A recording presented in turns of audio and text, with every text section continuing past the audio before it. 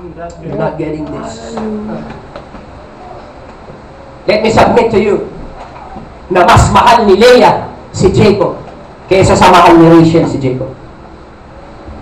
Yeah, Jacob loved Rachel. Pero si Rachel, hindi po ganun ang pag-ibig niya kay Jacob. You want proof?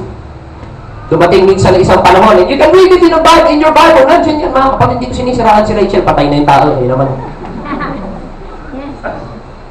But you can read it in your Bible. Saan na ba yung ganun eh? Mas mahal po ni Leah si Jacob. Kahit tahimik lang siya. Wala yung mga pa-cute-cute, pa-romantic-romantic, mga kapatid. Kay Rachel yun, yung pa-romantic-romantic, pakilig-kilig, mga kapatid. Si Leah, doon lang sa gilid, simple lang. Pero nagmamahal. Patuloy na nagbibigay. Patuloy na nagtatrabaho. Patuloy, mga kapatid. Walang salita, walang reklamo, pero pagdating sa trabaho at pagdating sa pagmamahal, pagdating sa anakan, mga kapatid, mas madami.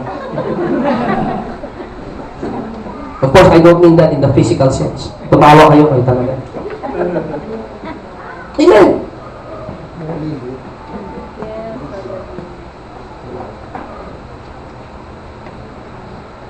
Dumating ang panahon, mga kapatid, na nagdala po ang mga anak ni Leah.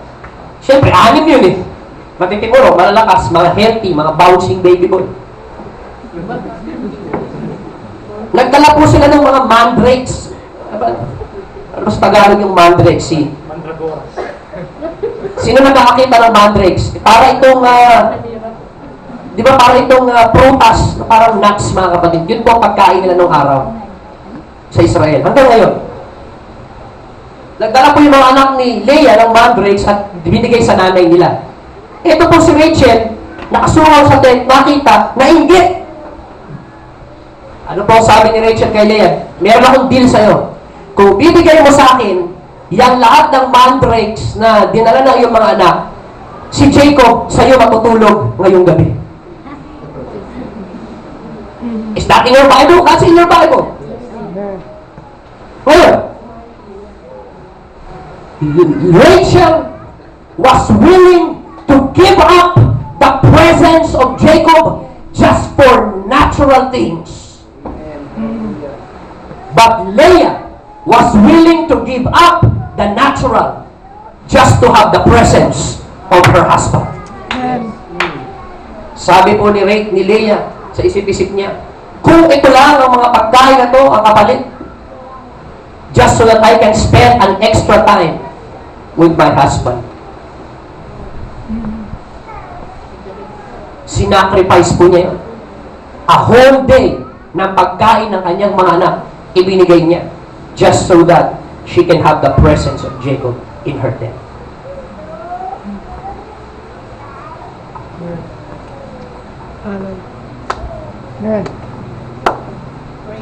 Leah's heart was closer to the heart of Jacob. Maaaring hindi siya pinag-display ni Jacob, mga kapatid. Sa tuwing pinapakilala ni Jacob ang kanyang asawa, si Rachel ang ipinakikilala, mga kapatid, at hindi siya. But she remained faithful in doing the work of God.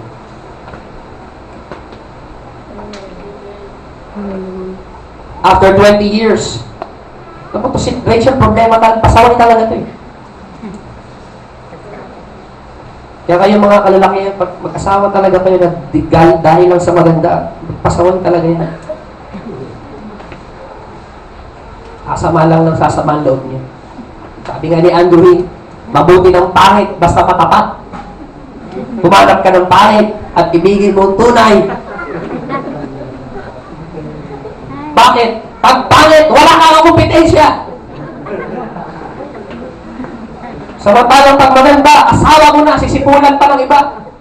Mapaaway ka pa, di ba? Right. Basta marunong magluto, marunong maglaba, sige, uwi na yun. Parang katulong lang, ha? At hanapin niyo, mga kapatid, yung magiging matapat sa inyo. Sa pagdarating ang panahon, ang ganda, ang lilipas.